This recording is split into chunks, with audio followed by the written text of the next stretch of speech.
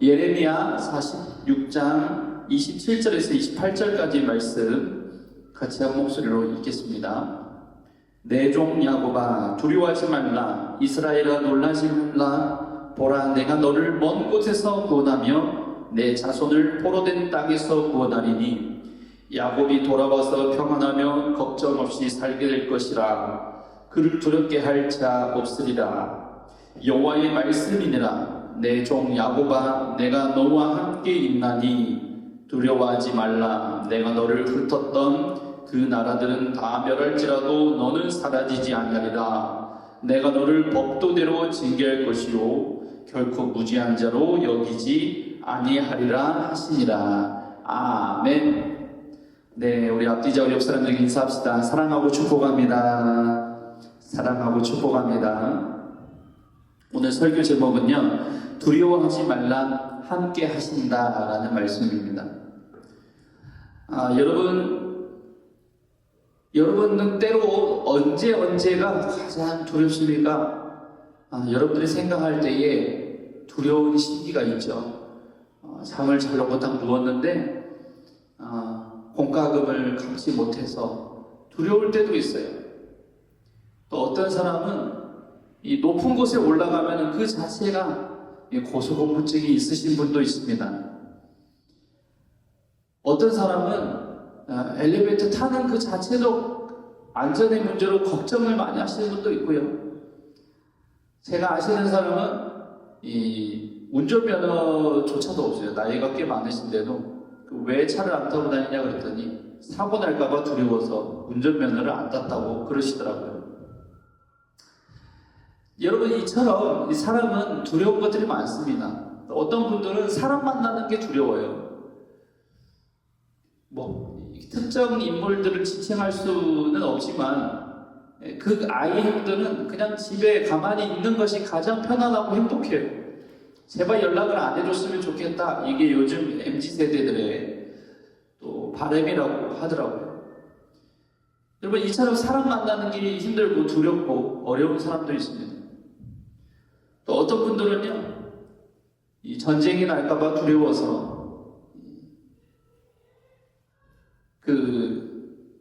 DLG 저기 있죠? 383 근처에 계시는 경기도 북쪽에 계시는 분들, 이런 분들은 오히려 우리보다 담대해요. 담대하기 때문에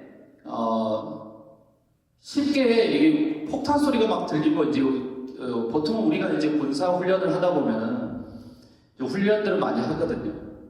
그러면 사격 소리가 들리고 어떤 포탄이 떨어지는 이런 소리가 들려도 쉽게 놀라지 않아요. 오히려 그 주민들은.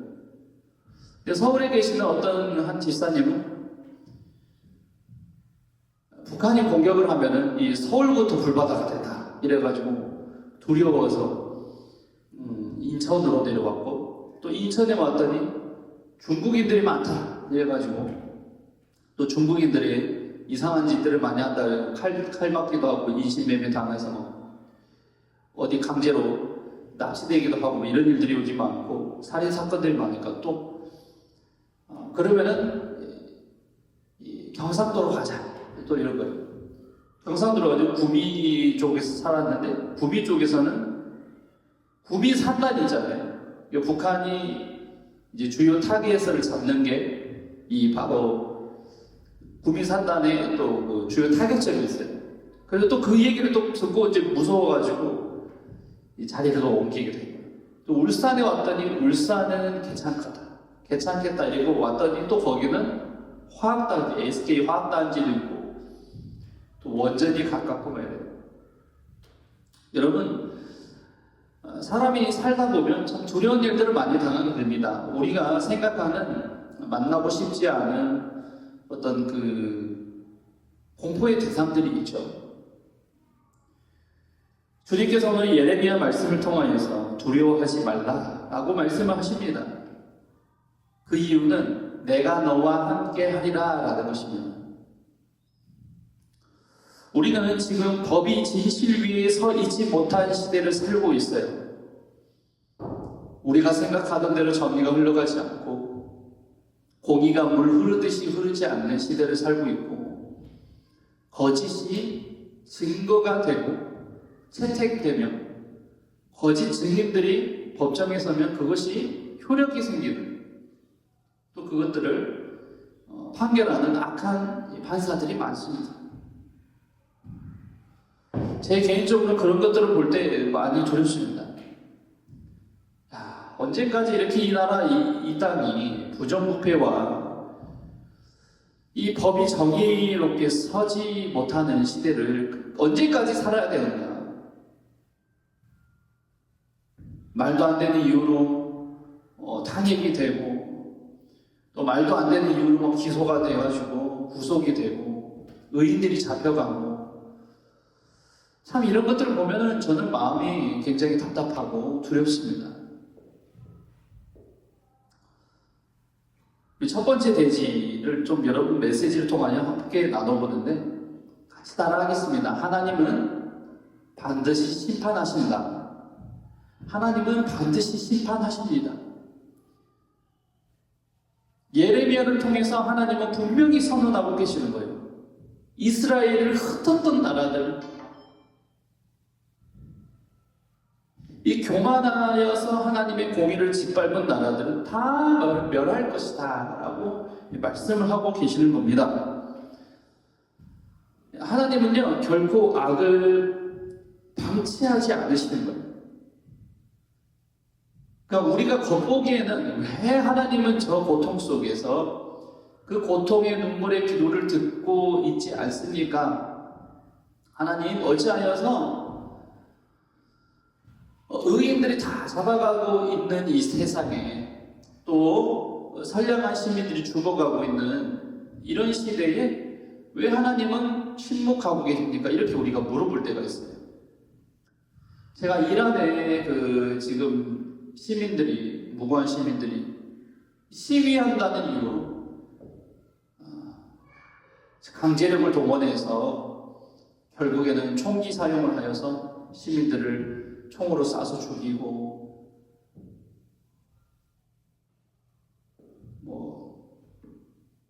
자국 내에서는 한 500명 정도 죽었다 이렇게 발표를 하지만 사실 현지 반응들은 처참합니다. 2,000명 가까이 또는 알 수 없는 숫자로 어마어마하게 죽어나가고 있는 모습들을 보고 있어요.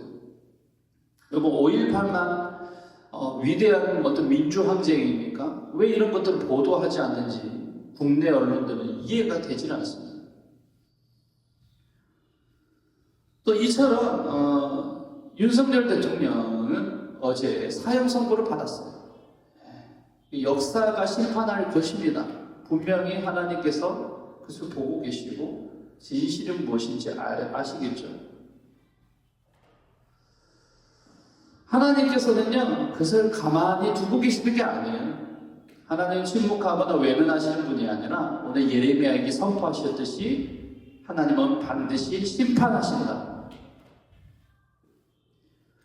그래서 이 말씀 한번 읽어보면요 내 종 야곱아 두려워하지 말라. 이스라엘아 놀라지 말라. 보라 내가 너를 먼 곳에서 구원하며 내 자손을 포로된 땅에서 구원하리니 야곱이 돌아와서 평안하면 걱정 없이 살게 될 것이라. 그를 두렵게 할 자 없으리라. 쭉 말씀하시면서 위로를 하시고 그러나 밑에 보시면은 뭐라고 하냐면 내가 너를 법도대로 징계할 것이요 결코 무죄한 자로 여기지 아니하리라 하시니라. 또 이뿐만 아니라 애굽에게 하시는 말씀도 있죠. 46장에 보면요 46장에도 하나님께서 여러 말씀들을 통하여서 애굽에 대해서 하나님께서 심판하실 것이고 이 바벨론에게서도 포로되었던 그 가운데서 돌아오게 하시며 하나님께서는 반드시 악한 자들을 멸하실 것이다, 심판하실 것이다 라는 메시지를 주십니다.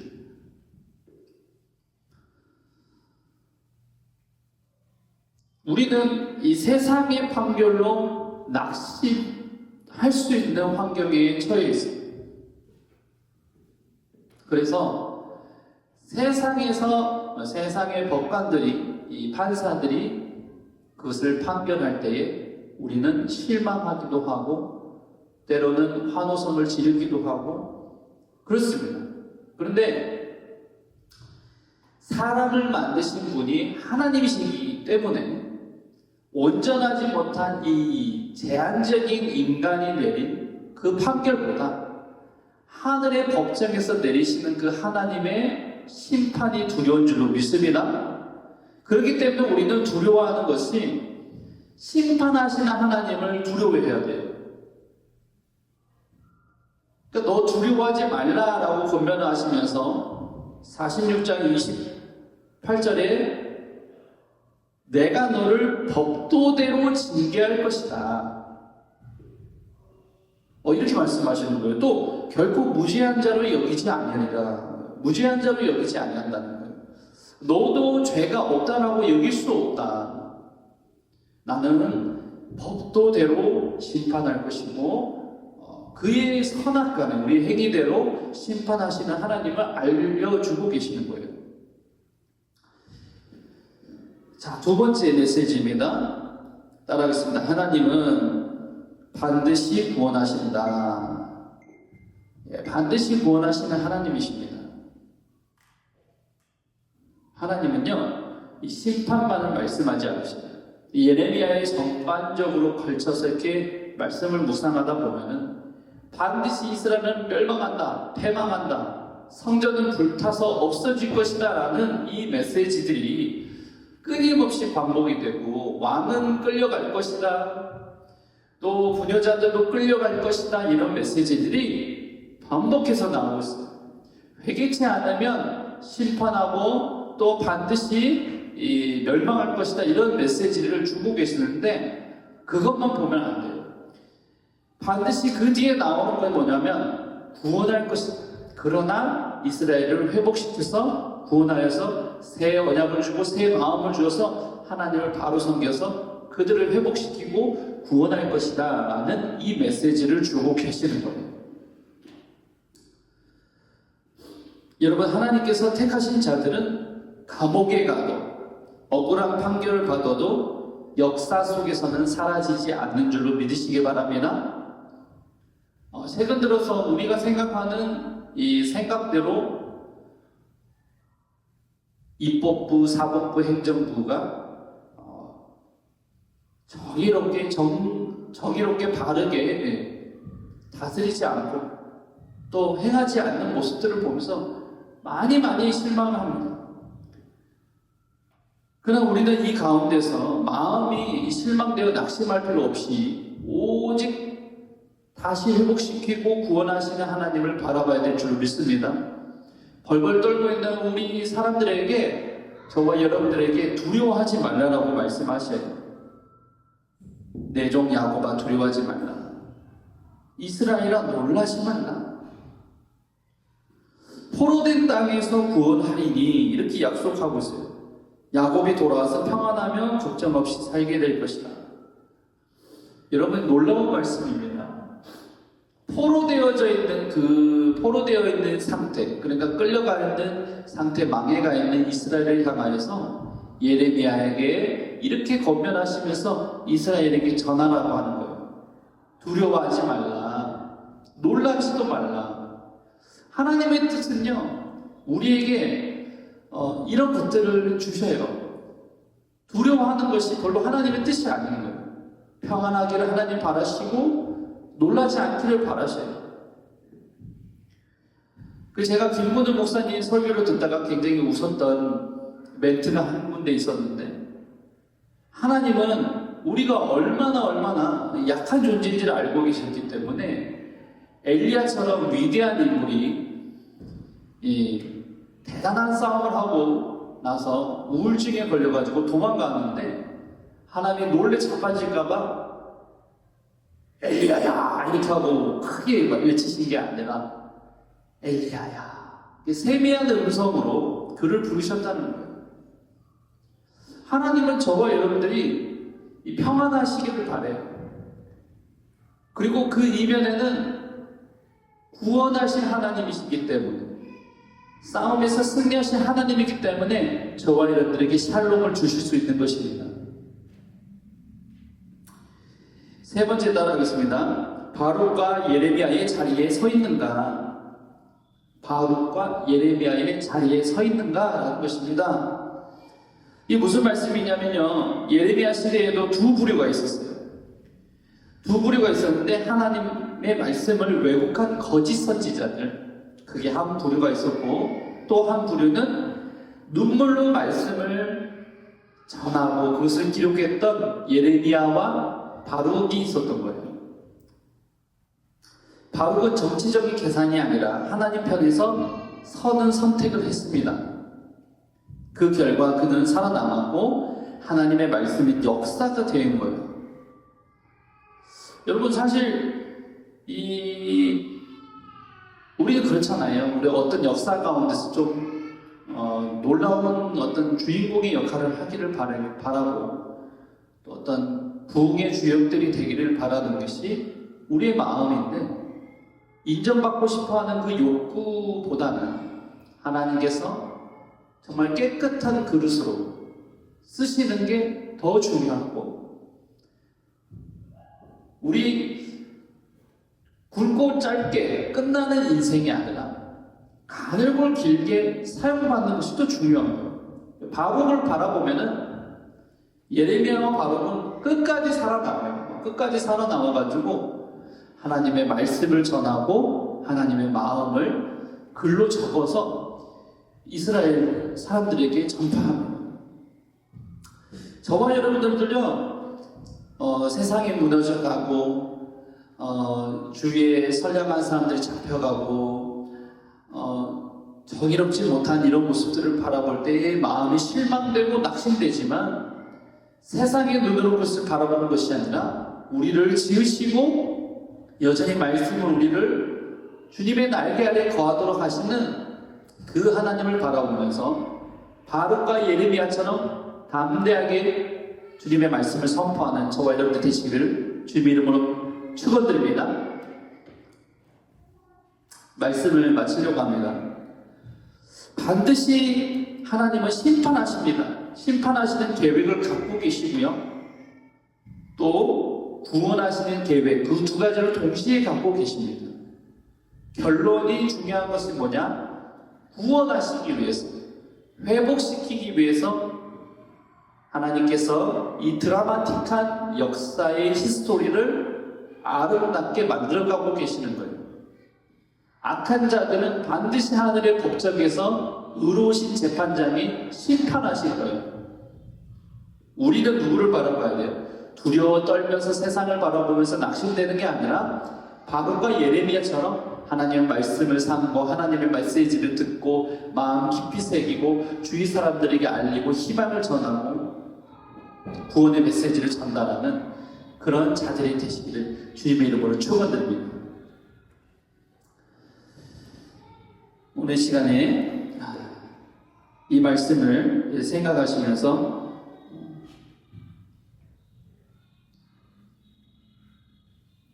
기도하겠습니다. 기도할 때 하나님 아버지, 주님, 우리가 생각한 대로 어떤 재판들이 사형을 언급하고 또 파면을 언급하고 또 어떤 사람들이 구속이 되어가고 또 어떤 자들은 잡혀가고 또 이란에서는 무고한 시민들이 총에 맞아서 죽임을 당하는 이런 정말 불의한 시대에 살고 있습니다. 아니, 그럼에도 불구하고 우리가 세상을 바라고 낙심하는 것이 아니라 반드시 심판하시고 구원하시고 회복시키는 그 하나님을 바라보는 신실한 자가 되기 원하오니 우리를 붙잡아 주시옵소서. 그리고 하나님, 주님의 공의가 물처럼 흐르도록 실현시켜 주시라고 다 같이 기도하겠습니다. 사랑의 하나님, 감사합니다. 오늘 저희를 불러주시고 와주시니 감사합니다. 하나님의 은혜가 참으로 감사합니다. 하나님의 능력이 여전히 우리 안에 있습니다. 심판하신 하나님, 구원하신 하나님, 그 하나님의 계획 우리가 다 알지 못하다 할지라도 우리가 신실하신 그 하나님을 바라보며 끝까지 믿음 붙잡고 살아가는 자 되게 하여 주시옵소서.